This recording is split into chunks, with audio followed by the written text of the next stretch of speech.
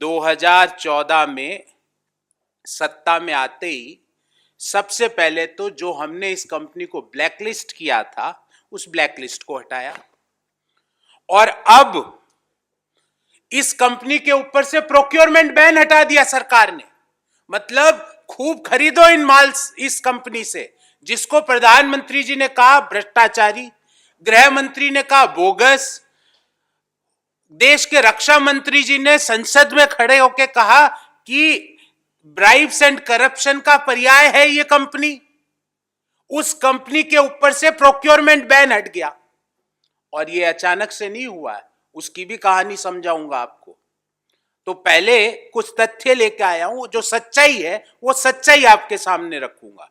उसके बाद कांग्रेस पार्टी और यूपीए की सरकार ने क्या किया वो रखूंगा। उसके बाद मोदी जी ने क्या किया 7 सालों में इस कंपनी के प्रति वो भी रखूंगा और अंत में हमारे 5 सवाल है उसका जवाब चाहूंगा सरकार से।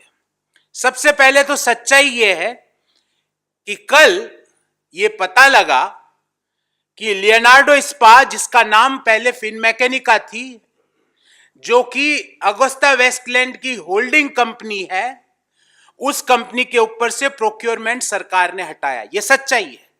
दूसरी सच्चाई यह है कि गुप्त तरीके से 2014 में सत्ता में आते ही ब्लैक लिस्टिंग इस कंपनी के से सरकार ने हटाया। तीसरी सच्चाई यह है कि इस कंपनी को foreign investment promotion board FIPB के तहत ये निवेश कर सके, उसके लिए सरकार ने ब्लैक लिस्टिंग हटाई। चौथी सच्चाई यह है कि इस कंपनी को सरकार ने मेक इन इंडिया प्रोग्राम का एक कंपोनेंट माना। एक मेक इन इंडिया में दिस कंपनी वाज पार्ट, ये मेक इन इंडिया प्रोग्राम के तहत इस कंपनी को पार्टिसिपेट करने का अनुरोध किया।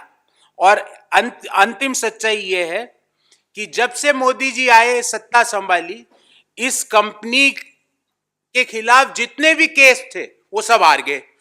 हारना तो चलो भाई हार गए तो कोई बात नहीं, पर उसकी अपील तक नहीं की।